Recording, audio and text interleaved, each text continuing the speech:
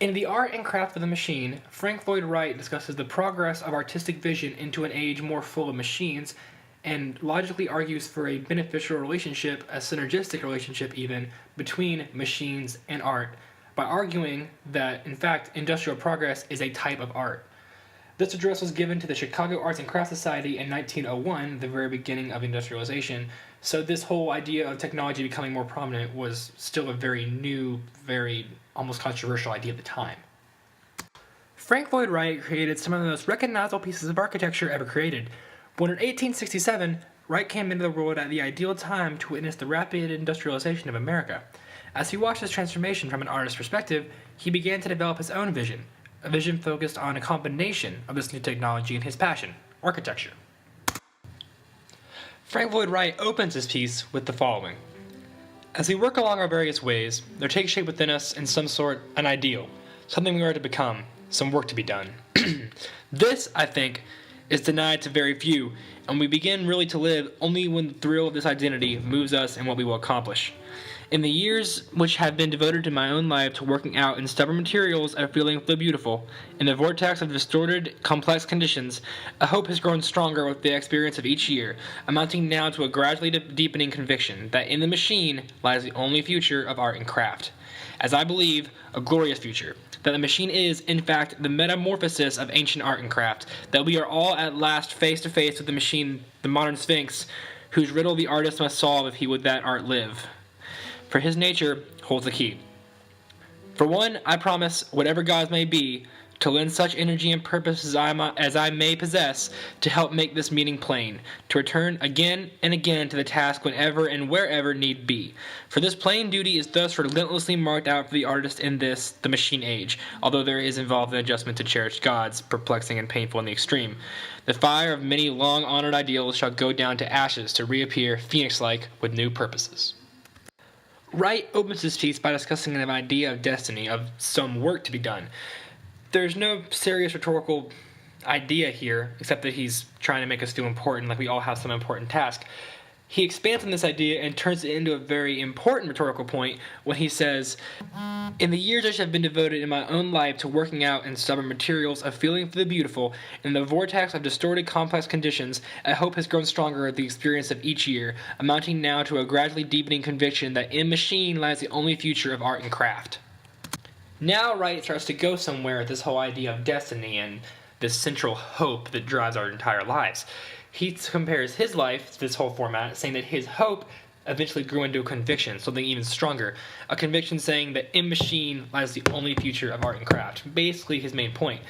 Now, by using the idea of hope and then evolving that into a conviction, he takes an emotion or an idea that's relatively weak. Hope can be strong, but hope is also a bit more fleeting than conviction. He says that his hope is not only a hope, but a conviction. This drives home the strength with which he believes this idea that machine is the only future. And though there is no serious proof here, it is a very, very strong introduction for his point.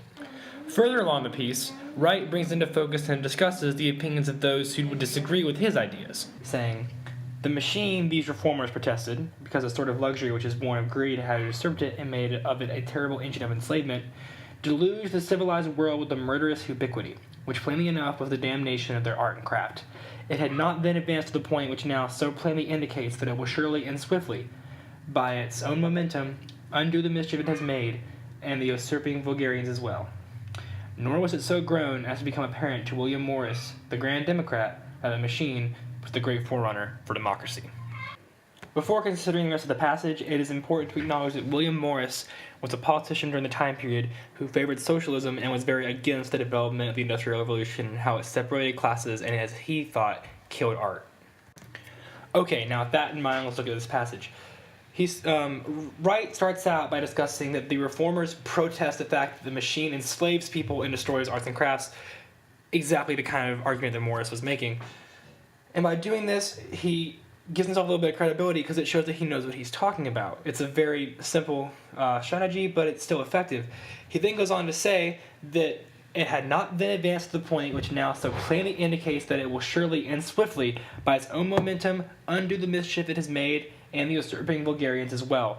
What he's saying here is that they didn't realize how powerful this thing was and how that it wouldn't stop. But not only that, they didn't realize that it would continue to build to the point where it undid every bad thing and also got rid of the people who protested it.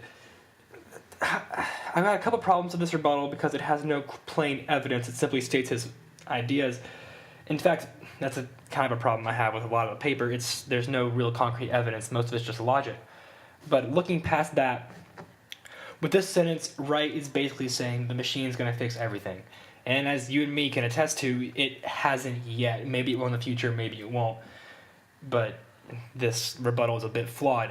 However, at the time period, this was a very controversial viewpoint, though it was still a possibility.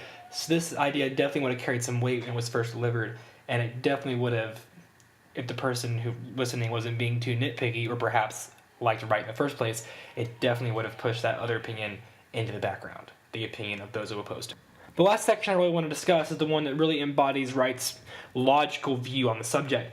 He says, human thought discovers a mode of perpetuating itself, not only more resisting than architecture, but more simple and easy. Architecture is dethroned. Gutenberg's letters of lead are about to supersede Orpheus's letters of stone.